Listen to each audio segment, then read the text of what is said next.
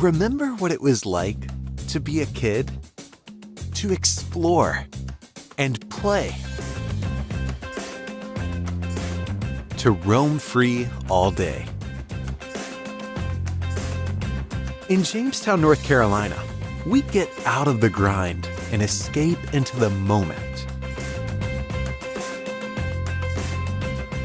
People feel good here.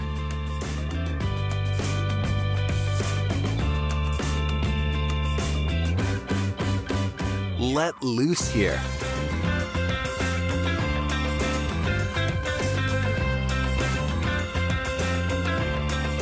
Eat well here.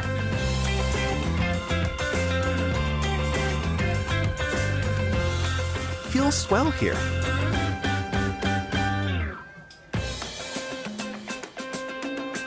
We go for a ride or an afternoon stroll.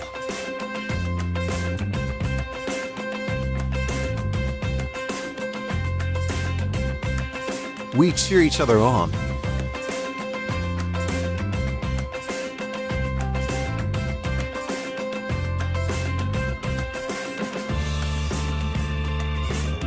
And go for the goal.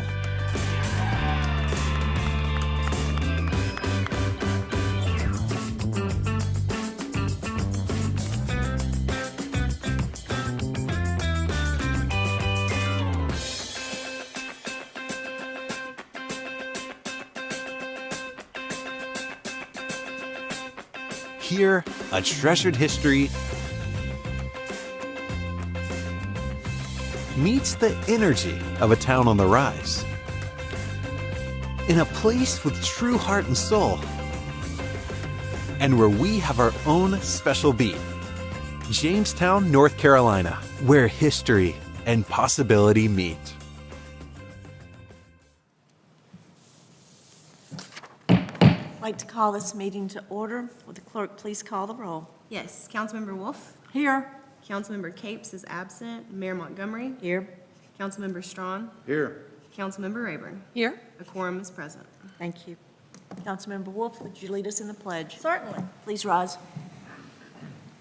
I pledge allegiance to the flag of the United States of America and to the republic for which it stands, one nation, under God, indivisible, with liberty and justice for all. Please bow your heads for a moment of silence.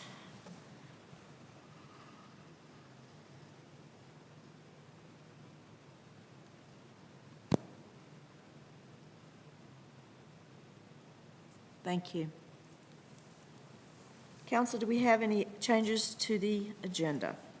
Yes, I'd like to request that we remove the resolution to close the East Fork Capital Project Fund and Budget Amendment Number 4 from the consent agenda, and add a closed session per General Statute 143-318 to discuss matters related to attorney-client privilege about 2216 Guilford College Road after other business. Second. All in favor? Aye. All opposed? Thank you. Do I have a motion to approve the consent agenda as it's been restated? Motion to approve as stated. Second. All in favor? Aye. All opposed? Thank you. Katie, do we have anyone signed up for the public comment period? Nobody signed up. Thank you. Judy, would you go over the contracts for the nonprofits? Good evening, Mayor and Council. The first contract on the agenda is for library services. This is an annual contract with Jamestown Public Library to provide library services for the town of Jamestown. This is an allowable use of public funds and allows the town to have these services provided by a separate entity. The contract calls for quarterly payments of $13,500 each. And I would request that you approve the annual contract with the Jamestown Public Library for these library services. Any questions for Judy? I was just going to state, I had read an article about this in the Jamestown News, and the way they worded it, it said that the town had changed the way that they granted funds. And the reason is because the general statutes changed, and therefore we had to change the way funds are given to nonprofits. So I thought that would be good for people to know. And it has to be services that we contract for Jamestown citizens. It has to be services that the town itself could provide, but we don't have the, you know, the employees and the Right. time and such to do it ourselves, so we contract it out. Right. And that state change, or that state change in way of, that we can actually start, what, about 4 years ago, 4 years ago? It's, I think, maybe 3 years. I think so, yeah. That's just for the same as Yeah, I just Martha think- did. I just want to make sure the same way that she did. Yeah. Folks understand we didn't change, it was what we have changed, but it Right, was because We're of required to, yeah. motion to approve. Second? All in favor? Aye. All opposed? Next item? Okay. The next contract that we're talking about would be with the Historic Jamestown Society. We received a request from the society for funds for the 22-23 fiscal year in the amount of $10,500. The request as made will benefit the community as described in their request. We believe these are all allowable costs in providing historical services to the town. And the two requests called for, number one, purchase and erection of new historical markers in the amount of $6,000, and display cases, lights, et cetera, in the amount of $4,500. So we would request approval of the contract with the Historic Jamestown Society in the amount of $10,500. Motion to approve. Well, I did have a question, I'm sorry. Do you know if those historical markers are going to be the same as the current historic markers? I do not know that.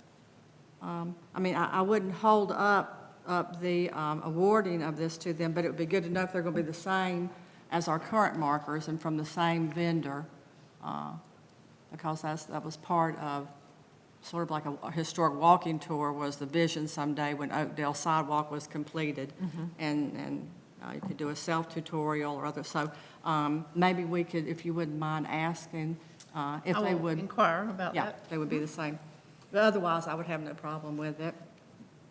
I would be very surprised if they deviated from that, because, I mean, just of who I would they hope. are, and Yeah. they work so much with the markers anyway, so. Yeah, I was hoping maybe Sean would be here and I could ask him, but that's good. Should we put that in the, amend the contract to say that it should be the same markers? That way we don't have to do any follow-up? Well, I mean, I would like to know that information, but I would be fine with approving it as is. My motion stands. Second? All in favor? Aye. Aye. Paul, would you discuss the comprehensive bicycle and pedestrian plan with us? Good evening, Mayor and Council. Anna was not able to be with us tonight, but in September 2021, Jamestown was awarded a bicycle pedestrian planning grant from NCDOT, and the steering committee has been working on this, getting community needs, priority projects, and spreading the word about public outreach, events, and opportunities. The draft of the comprehensive bicycle and pedestrian plan has been completed, and it's now available for public input. The draft plan provides an opportunity for feedback from the community and a chance to identify and help with any changes, errors, opportunities that may have been missed before the plan submitted to NCDOT. Public input for the plan is open. It began on August 12th and will go through August 26th. The draft plan it's on the town website under news and notices, and then under town news. And there's a survey where you can put in information, demographic and other such information and comments, and it gives a opportunity to respond to anything in the plan. And the draft plan is also in there, all 128 pages. And I know that staff and Councilman Wolf, we've looked at it and have some additions and corrections that we'll be adding to the website. Thank you. Thanks. Any questions? So that'll come back in September. probably, this will come back either in September? Yes. Yeah, Yes. or October for approval. I believe in September, I know we have a sizable agenda, Yeah. so. Okay. And it is already on the website and able to be viewed, and participants can participate in the survey at this time. Yes, and it's, like I said, it's on the town website under News and Notices in Town News, and there are 2 different links that you can go to. Okay, thank you. Thank you. And now would you discuss the Republic Services contract for us? The town of Jamestown has contacted Republic Services for a disposal agreement for solid waste per the direction of Councilman Strawn. The town attorney has reviewed the agreement, has some comments. They've been sent to Republic. We have not, I don't think the dialogue, if there's any concern with the comments, but we're going through the process. The big takeaways, this contract will drop, our current rate is $44 per ton, it'll drop to $42 per ton. The most significant thing is this is a transfer facility, so we won't be driving through the dump. It should decrease wear and tear on our vehicles. Probably from time in to time out, it might be a little quicker, even though the drive might be just a tiny bit longer. And I know in my abstract, I had, recommending a motion, but, like I said, we have comments with the contract that the attorneys are working on. Okay. I guess Republic has the same hours as High Point landfill, so there's no change in our, It was very similar. I think we might have 15 more minutes oh, okay. on the late side of getting in and out. I know you talked about would be less impact to equipment, but I would imagine it'd be safer and cleaner for the employees too, wouldn't it? Yes, it should. Yeah, Lot. which would be a big plus, I think. Yeah. I've been you up been on to that the mountain. It landfill ain't a fun before? place to be. Yeah, I know, yeah. And we need a motion to continue this. Yeah, to the I September- would make a Can I ask motion. Yes. One Of quick course. question. Yeah. Sir. Never mind, no, we've already discussed it. I'm good, thank you. Okay, I would make a motion to continue consideration of approval of the contract with Republic Services to the September 20th Town Council meeting. Second? All in favor? Aye. All opposed? Thank you, Paul. And thank you, Lawrence, Yes. bringing that up, your think dump me that. knowledge. Matthew, the manager's report, please. Good evening, Mayor and Council. Town celebrated National Night Out on August the 2nd. We did have a lot of comments and questions about that. That is our Music in the Park event for the month of August. It's always held on the first Tuesday in August. It's a little bit different, but that's a time for us to get together, celebrate our first responders, our civic and religious organizations in town. I do want to thank everybody that came out for that. It was a good evening, beautiful evening. We had our original fire truck there, and that was a lot of fun. So thank everybody for coming out for that. The Music in the Park event for September will be held on the first Friday. That's September the 2nd, and we will feature Radio Revolver. They've been in town before at the deck and other places.